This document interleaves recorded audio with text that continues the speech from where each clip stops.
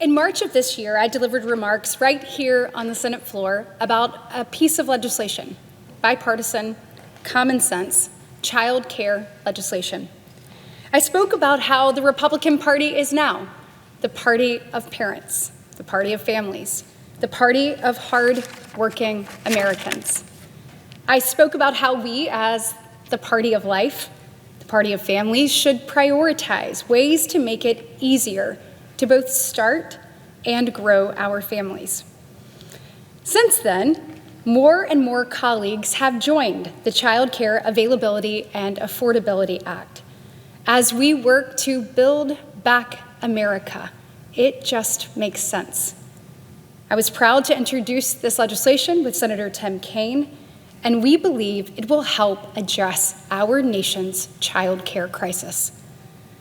Supporters are both Republicans and Democrats. They're both parents and grandparents who understand how incredibly difficult it is to find affordable, high-quality, reliable childcare.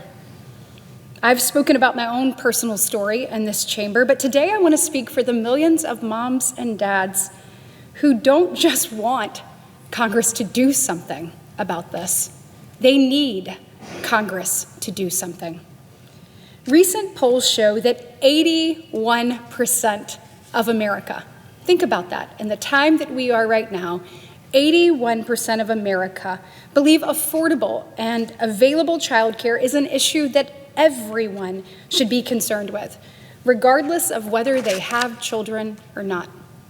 72% of Republicans say increasing federal funding for childcare is an important priority and a good use of taxpayer dollars. 70% of independents and 90% of Democrats agree.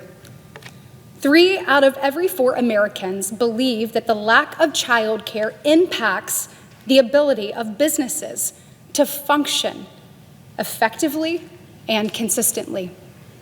The message from voters is absolutely crystal clear. It's not just parents of young children who are impacted by the lack of affordable and available childcare. It is small business owners, neighbors, grandparents, and friends. This issue cuts across different demographics and party lines. It is a struggle that Congress absolutely should address.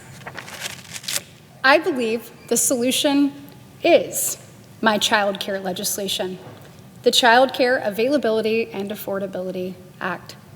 This plan consists of targeted investments in families and small businesses.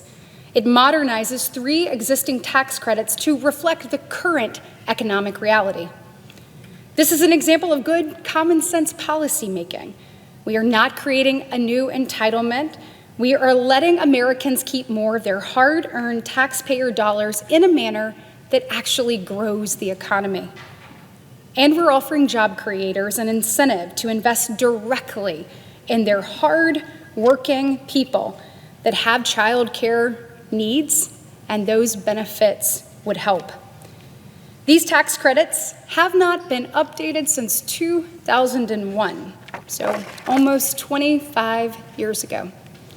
Unfortunately, inaction by Congress has contributed to the crisis.